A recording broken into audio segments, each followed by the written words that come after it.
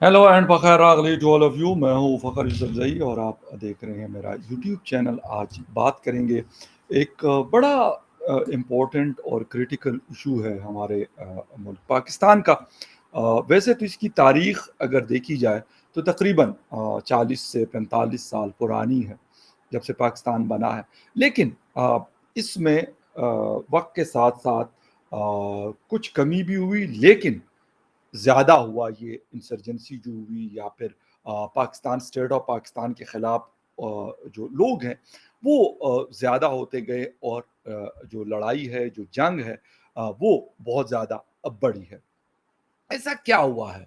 वैसे तो अगर हम रीसेंट पास्ट की बात करते हैं तो उसमें 2003 से लेके 2014 तक के पीरियड को माना जाता है और इसमें कोई डाउट भी नहीं है कि बड़ा एक मुश्किल फ़ेज़ पाकिस्तान के लोगों ने और पाकिस्तान की सिक्योरिटी फोर्सेस ने गुज़ारा है। लेकिन अभी 2021 के बाद, यानी अभी 2 साल होने को है अफ़गानिस्तान में तालिबान के टेक ओवर के बाद, अभी ये खबरें आ रही हैं कि हालात ऐसे बन रहे हैं कि शायद जो 2014 में या 2014 तक हमने देखा, उससे ज़्यादा खतरनाक सूरत हाल है। इसके पीछे वजूहात क्या हैं? ऐसा क्यों हुआ कि 2014 तक हमारी फोर्सेस ने ये जंग लड़ी, बहुत सारे नुकसान उठाए, 70-80 हज़ार लोगों की जानें गई, 150 अरब डॉलर का नुकसान उठाना पड़ा। लेकिन एक दफ़ा फिर वो चीज़ जो 6-7 साल या 8 साल या 10 सालों के लिए गायब हुई थी या कम हुई थी, दोबारा कैसे वापस आई? आज इसके ऊपर बात करेंगे और आपको 2-3 बड़े इम्पोर्टेंट्स जो पॉइंट्स हैं वो आपको बताने हैं कि क्यों ये चीज़ें वापस आई और हमने फिर कहाँ पे गलती की। वैसे तो बहुत सारी गलतियाँ हमने अनफॉर्चुनेटली की पास्ट में, जिसकी वजह से आज हम ये सारा कुछ देख रहे हैं और शायद कुछ लोग खून के आंसू रोते हैं और कुछ मेरे ख़्याल में इससे अपना फ़ायदा भी उठा रहे हैं। खैर एनीवे डिटेल में जाएँगे इस खबरों के और उसमें जाने से पहले आपसे रिक्वेस्ट करूँगा कि जिन-जिन लोगों ने मेरे चैनल को सब्सक्राइब नहीं किया, प्लीज़ चैनल को सब्सक्राइब करना, बेल और लाइक का बटन दबाना ना भूलें। बात हम कर रहे हैं इस वक़्त पाकिस्तान में होने वाली इंसर्जेंसी की, और अगर उसका कंपैरिज़न हम करते हैं 2014 तक के हालात से, तो उसमें जो चीज़ें थी या जो कुछ हुआ, मैं ये नहीं कहूँगा कि वो कोई कम चीज़ें हुई हैं या कम नुकसान हमें उठाना पड़ा। लेकिन जो इस वक़्त देखने को मिल रहा है और तकरीबन मुख्तलिफ रिपोर्ट्स के मुताबिक शायद 65 से 70% इसमें इंक्रीज़ हुआ है इन हमलों में। ये पाकिस्तान के मुख्तलिफ इलाकों में हो रहे हैं, जिसका सबसे बड़ा टारगेट खैबर पख्तूनख्वा और बलूचिस्तान। अभी रिसेंटली कुछ ही दिन पहले JUI यानी जमीयत उलमा इस्लाम पाकिस्तान या जो फजल रहमान ग्रुप है, उनके एक कन्वेंशन में जो हमला हुआ, जिसकी रिस्पॉन्सिबिलिटी ISIK ने कबूल की, यानी जो खुरासान है ग्रुप है उन्होंने। लेकिन उसके साथ TTP का एक ग्रुप है ममन एजेंसी से, मुफ्ती नूरवली मसूद जिसको लीड करते हैं, उन्होंने बाकायदा एक प्रेस रिलीज जारी किया 30 जुलाई को, और उसमें उन्होंने लिखा लिखा हुआ था कि भाई हम लोगों का जो मकसद है और ISIK का जो मकसद है वो एक है। हम एक ही कश्ती के सवार हैं और हमने एक ही जगह पे पहुंचना है। इसीलिए जो कार्रवाई वो करते हैं इस तरह की, तो उसमें अगर हम डायरेक्टली इन्वॉल्व नहीं भी है तो हमें उसकी रिस्पॉन्सिबिलिटी क्लेम करनी चाहिए और हमें उनको सपोर्ट करना चाहिए या शायद शुक्रिया अदा करना चाहिए, मैं अगर गलत ना हो, क्योंकि मैं उनकी वो तो नहीं कह रहा कि उन्होंने यही लिखा था, लेकिन शायद मकसद ये हो। खैर एनीवे उनका प्रेस रिलीज था और ऑफिशियल, क्योंकि उस पर ट्विटर हैंडल भी नीचे लिखा हुआ था, गालिबन Adnan Afridi if I am not wrong, तो नीचे ट्विटर हैंडल उसके ऊपर लिखा हुआ था। अब वो लोग कहते हैं कि हम एक है, लेकिन कुछ लोग कहते हैं नहीं ऐसा नहीं है। तो यहाँ पर ये भी एक पाकिस्तान के लिए, स्टेट ऑफ पाकिस्तान के लिए एक बड़ी मुश्किल सिचुएशन है कि एक तरफ तो TTP जो बहुत ज़्यादा एक ताकत में मैं कहूँगा है, ऐसा नहीं है कि कमज़ोर जो ऑर्गेनाइजेशन लोग कहते थे, ऐसा नहीं। और मैं हमेशा से ये बात कर रहा हूँ कि वो यूनाइटेड है, वो बड़ा ऑर्गेनाइज्ड है, बहुत वेल ट्रेंड है, वेल इक्विप्ड है। اور یہ ساری چیزیں اس کے مقابلے میں جب ہم اپنے آپ کو دیکھتے ہیں تو ہم شاید بکھرے ہوئے ہیں. بکھرے ہوئے ان دا سینس میں یہ نہیں کہتا ہمارے ادارے جو بھی سیکیورٹی فورسز پولیس ہو یا پھر فوج کا ادارہ ہو وہ لڑ رہے ہیں، لیکن جو پولیٹیکل سچویشن ہے یا پھر جو پارلیمنٹ کے اندر ہے یا جو باقی سچویشن ہے اس سے بھی بڑا امپیکٹ ہوتا ہے. کوئی کچھ کہہ رہا ہوتا ہے، کوئی کچھ کہہ رہا ہوتا ہے، تو یقیناً فورسز میرے خیال میں ان کا morale اس چیز سے شاید ڈاؤن ہوتا ہے. میں یہ نہیں کیونکہ ان کے جو خلاف لڑنے والا ہے اس کو پتا ہے میں نے یہ کرنا ہے، لیکن جو دوسری طرف ہے اس کو یہ نہیں پتا کہ میں نے کیا کرنا ہے. اس کی وجہ یہ کہ ہماری کوئی کلیئر پالیسی نہیں ہے.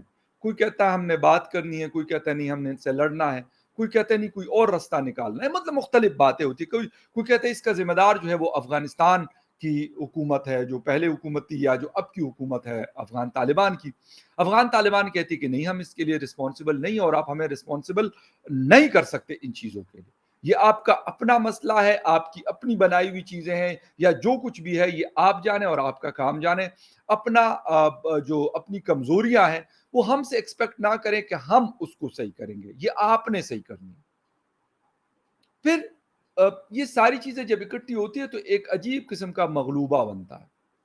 میں آپ کو تھوڑی سی کچھ چیزیں جو پوائنٹس ہیں کوشش کرتا ہوں کہ پوائنٹ ٹو پوائنٹ آپ لوگوں کو بتا دوں کہ ہوا کیا، کہ یہ ٹی ٹی پی کو دوبارہ سے کیسے مطلب ایک بوم ملا، وہ کیسے پھر اوپر آئے، کیا وجوہات تھی.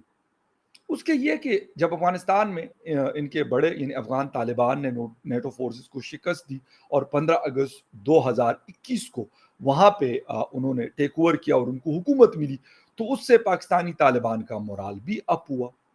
اور وہ اس لیے ہوا کہ بھائی ان کے ذہن میں بھی یہ بات بیٹھ گئی کہ امریکہ اور نیٹو کو شکست اگر دے سکتے ہیں تو پاکستانی فورسز سے لڑنا کون سی بڑی بات ہے.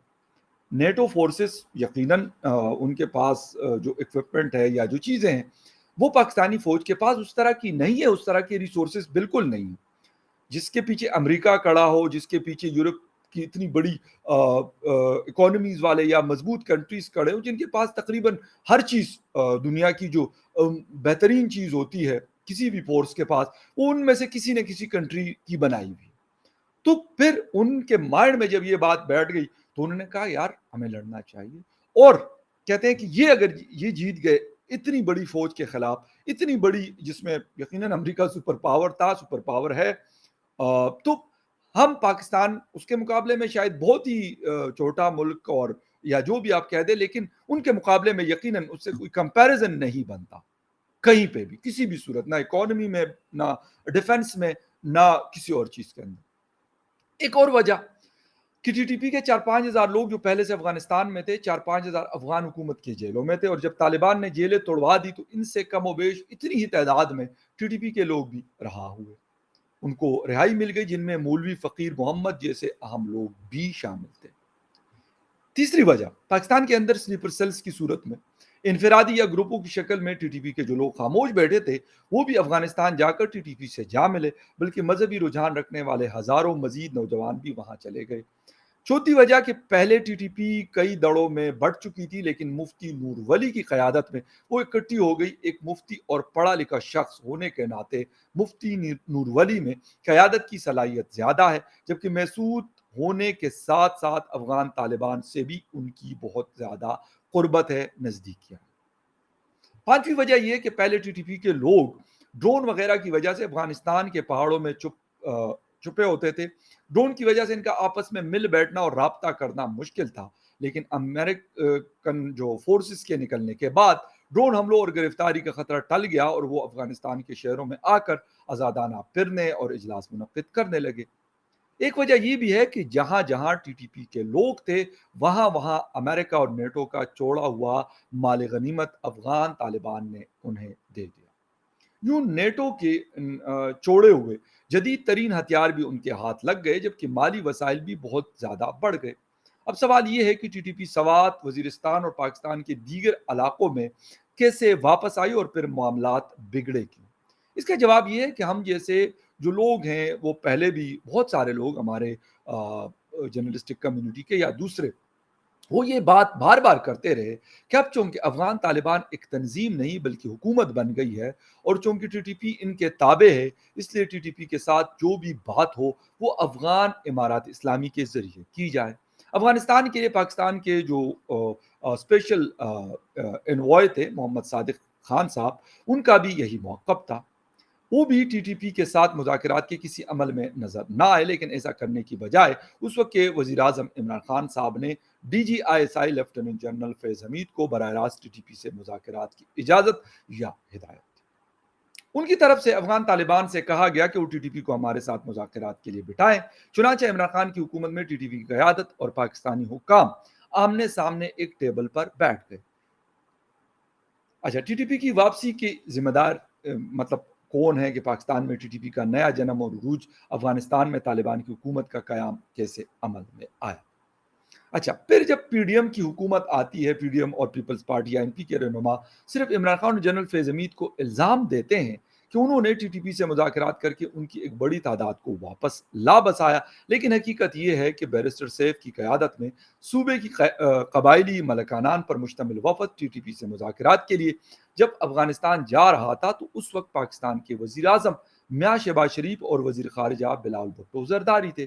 سوال یہ ہے کہ اگر جرگہ غلط کر رہا تھا تو انہوں نے اسے روکا کیوں نہیں؟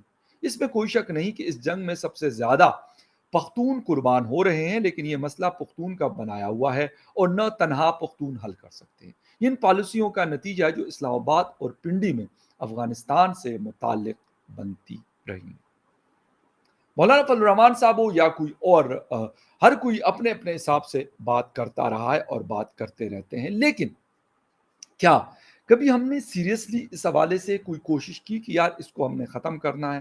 بے شک اگر آپ مذاکرات کی ناکامی ہوتی ہے یا نہیں پاسبل یا جو کچھ بھی ہوا، آپ افغان طالبان کے ساتھ اور یہاں اپنے فورسز کو اور لوکل کمیونٹیز کو اتنا سٹرینتھن کریں کہ ان کو وہاں پہ کم از کم جگہ نہ ملے، لیکن ہم نے ایسا نہیں کیا۔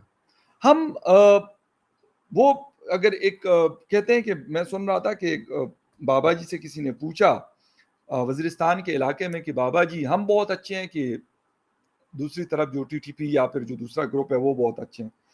کہتے ہیں یار آپ بھی بہت اچھے ہیں اور وہ بھی بہت اچھے ہیں۔ وہ بڑا حیران ہوا، کہتے برے ہم ہیں کیونکہ وہ بھی ہمیں مارتے اور آپ بھی ہمیں مارتے ہو۔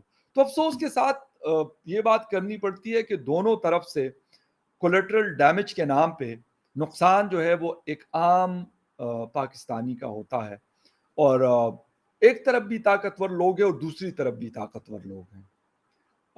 ان کے سامنے ایک عام آدمی کیا کر سکتا ہے یا کیا کرے گا؟ وہ زیادہ سے زیادہ احتجاج کرتا ہے، اور جب وہ احتجاج کرتا ہے اور کس امن کے لیے احتجاج کرتا ہے، پیس کے لیے احتجاج کرتا ہے، تو کہتے ہیں یار اس کو تو سب سے پہلے جیل میں ڈال دو نا، یہ امن کیوں مانگ رہا ہے؟ افسوس اور دکھ یہ ہوتا ہے کہ آپ خود بھی آپ سے کچھ نہیں اگر ہو رہا، بے شک آپ مذاکرات کر کے صحیح کرتے ہیں، آپ لڑ کے صحیح کرتے ہیں یا جو بھی آپ کی اسٹریٹجی ہوگی، کیونکہ سر وہ ہم نے نہیں بنانی اور نہ ہماری بنائی ہوئی پالیسی آپ نے امپلیمنٹ کرنی ہے، جو آپ نے کرنا ہے اپنے حساب سے کرنا ہے۔ لیکن عام لوگ بیچارے جو 1979 سے چلے اس وقت تک، تو میں یہ کہتا ہوں کہ افغان وار جب ہو رہی تھی تو جنگ آگ افغانوں کی زمین پہ لگی ہوئی تھی، لیکن 2003 کے بعد حالات بدلے اور وہ آگ جو وہاں لگی ہوئی تھی یا لگائی گئی تھی اس نے ہمارے ہاں گھر کا رخ کیا، اور پھر ایسے شعلے اٹھے کہ شاید اس کو بجھانے کے لیے ابھی تک کسی کو سمجھ نہیں آئی کہ اس آگ کو کیسے بجھایا جائے یا اس کو کیسے کم کیا جائے۔ لیکن آج بھی افسوس کے ساتھ کہ وہی پرانی پالیسیز اور وہی پرانی اسٹریٹجیز استعمال کرنے کی کوشش کی جا رہی ہے، حالانکہ جس طریقے سے میں نے آپ کو بتایا کہ مفتی نور ولی مسعود صاحب جو ہیں وہ ایک بڑے ذہین آدمی ہیں۔ میں یہ نہیں کہتا کہ یار وہ کسی کو کسی یونیورسٹی میں پاکستان کے پڑھاتے ہیں، لیکن اپنی ان کی جو اسٹریٹجیز ہیں وہ بڑی کلیئر ہیں۔ میڈیا میں ان کی پریزنس یا سوشل میڈیا پہ ان کی پریزنس، ان کے پریس ریلیزز، یہ ساری چیزیں آپ کو پہلے ملیں گی اگر I S P R press release کوئی جاری کرتا ہے یا کوئی اور پاکستان گورنمنٹ آف پاکستان کا ادارہ کرتا ہے، اس سے پہلے ان کا وہ آ رہا ہوتا ہے۔ اس لیے میں کہتا ہوں کہ یار وہ ویل ایکوپڈ، ویل آرگنائز اور ویل پلانڈ طریقے سے اپنی چیزوں کو چلا رہے ہیں، اس کے مقابلے میں ہماری چیزیں شاید بکھری ہوئی ہیں۔ اور اس کا نقصان جو ہے وہ عام آدمی کو بھی ہو رہا ہے اور اس کا نقصان یقیناً فورسز کے لوگوں کو بھی ہو رہا ہے. لیکن جو لوگوں کے گلے اور شکوے ہیں نہ اسے پہلے ایڈریس کیا گیا اور انفارچونیٹلی نہ اس کو ایڈریس کرنے کی کوشش کی جاتی ہے. وہ کہتے ہیں یار ہم جو کر رہے ہیں بس ہمیں کرنے دیں. میں یہ نہیں کہتا کہ آپ کا کام ہے لڑنا یا آپ کا کام ہے جنگ کرنا. فوج ہوتی اسی لیے ہے. اگر میں کہوں کہ یار جرنلسٹ جا کے وہاں پہ میرے جیسا یا کوئی اور, تو یہ غلط ہوگا, یہ ہم لوگوں کا کام نہیں ہے. بٹ کچھ پالیسیز ہوتی ہیں جس کے تحت لڑی جاتی ہے. ہر جنگ کا جو طریقہ کار وہ ایک جیسا نہیں ہوتا. آپ نے انڈیا کے خلاف جنگ لڑی, اس کا ایک اور طریقہ کار ہوگا. آپ نے افغان بارڈر پہ لڑی, اس کا ایک اور طریقہ کار ہوگا. افغانستان کے اندر لڑی, اس کا ایک اور طریقہ کار ہوگا. کشمیر کے اندر اگر کیا, اس کا اور طریقہ کار ہوتا ہوگا. اور اگر اپنے ملک کے اندر لڑ رہے ہیں اس طرح کے لوگوں کے خلاف, تو اس کا ایک اور طریقہ کار یا ایک اور پلاننگ ہوگی, جس میں سب سے امپورٹنٹ کام انٹیلیجنس جو ایجنسیز ہوتی ہے ان کا ہوتا ہے, اور جو انٹیلیجنس بیسڈ آپریشنز ہوتے ہیں اس کا بہت بڑا رول ہوتا ہے. اگر میرے جیسے ایک ناسمجھ آدمی کو یہ چیز پتا ہے تو میرے خیال جو ادارے یہ کام کرتے ہیں ان کو تو بہت اچھے سے پتا ہو.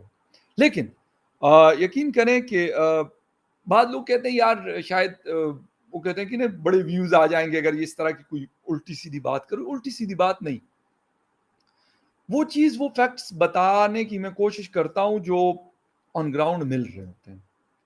لیکن افسوس مجھے یہ ہوتا ہے کہ وہ لوگ جو جن کو سمجھنے کی بڑی سخت ضرورت ہے یا جن کو سمجھنا چاہیے یا اس حالات پہ زیادہ نظر رکھنی چاہیے, جن کے ہاتھوں میں طاقت ہے اور اتھارٹی ہے, تو وہ انفارچونیٹلی وہ سوئے ہوئے ہیں. وہ کہتے ہیں جی عمران خان کو ہم نے گرفتار کروا دیا یا جو بھی کیا, کرو جو کرنا ہے. لیکن ان چیزوں کے اوپر ان کی نظر نہیں جا رہی کہ یار حالات ہاتھوں سے نکلتے جا رہے ہیں,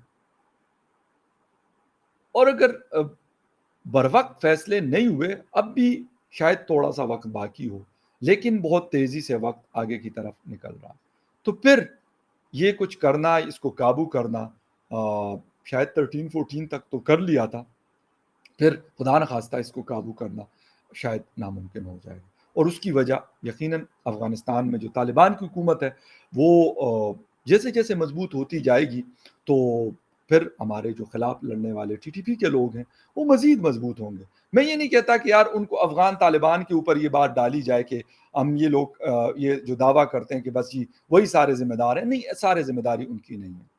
ایک تو وہاں پہ ابھی ویل آرگنائز فورس نہیں ہے ان کے پاس, اور اگر فورس ہوگی بھی تو انہوں نے کوئی ٹی ٹی پی کے خلاف کبھی بھی یہ نہیں کرنا کہ ان کے خلاف کوئی ایکشن لینا. ہاں, ہمیں کیا کرنا ہے, ہم نے اپنے گھر کو پروٹیکٹ کرنا ہے اور سیف کرنا ہے, اس کے لیے ہمیں کام کرنے کی ضرورت ہے. ہاں, ان کو یہ کہنا ہے کہ بھائی آپ ان کو کوشش کریں, اگر اس طرح کوئی آئے گا تو ہم نہیں چھوڑیں گے. وہ کرنے کی ہمیں شاید ضرورت ہے, بجائے اس کے کہ ہم یہی بلیم گیم میں اشرف غنی صاحب کی حکومت میں بھی لگے ہوئے تھے, حامد کرزئی صاحب کی حکومت میں بھی لگے ہوئے تھے, اب ٹی ٹی پی کی کہہ رہا ہوں, افغان جو طالبان ہیں یا امارت اسلامی جو کہتے ہیں جن کو, تو وہ ان کی حکومت ہے, آج بھی ہم وہی رونا رو رہے ہیں. ساری بات یہ ہے کہ اگر وہ پالیسیز ہماری غلط تھی تو آج ہم نے کیا کرنا پڑے گا. آج کے دن ہمیں یہ سوچنا ہے کہ کیسے بہتر کرنی ہے چیزیں, کیسے اسٹریم لائن کرنی ہے چیزیں. آج کی کیونکہ پالیسی 1979 والی, 1999 والی یا 2009 والی آج نہیں چلے گی 2023 میں. اس کے لیے ہمیں دوبارہ سے ری پلان کرنی پڑیں گی چیزیں, ری آرگنائز کرنی پڑیں گی چیزیں, تب جا کے ہو. کیونکہ اس وقت شاید یہ ہوتا تھا کہ جو الیکٹرانک میڈیا ہے کچھ تھا, پرنٹ میڈیا تھا, سوشل میڈیا کا پریزنس نہیں تھا. آج جتنے وہ سوشل میڈیا کے اوپر ایکٹیو ہے, میرے خیال میں وہ ایک بڑے طریقے سے اس کا وہ استعمال کرتے ہیں. اسی لیے ہمیں سوچنا پڑے گا, میرا مطلب ہے سوچنے سے میرا مطلب ہے جو ادارے ہیں, جو حکومتیں ہیں, ان کو کہ بھائی اس کو ٹھیک کرنا, ورنہ جو 79 میں شعلے بڑھ کے کابل میں, اور وہ شعلے پھر شفٹ ہو گئے بارڈر کے اس پار, پشاور, اسلام آباد, لاہور, کراچی, کوئٹہ, ملتان, پتہ نہیں کون کون سی جگہ, تو پھر کوئی جگہ اب بھی خدا نخواستہ نہیں بچے گی. خیر اینی وے, کچھ نیوز اپڈیٹس تھی, کچھ چیزیں تھی, تو میں نے کہا آپ کے ساتھ شیئر کر لوں. آپ سے کسی اور نیوز اپڈیٹ میں پھر ملاقات ہوتی ہے, تب تک کے لیے ٹیک کیئر.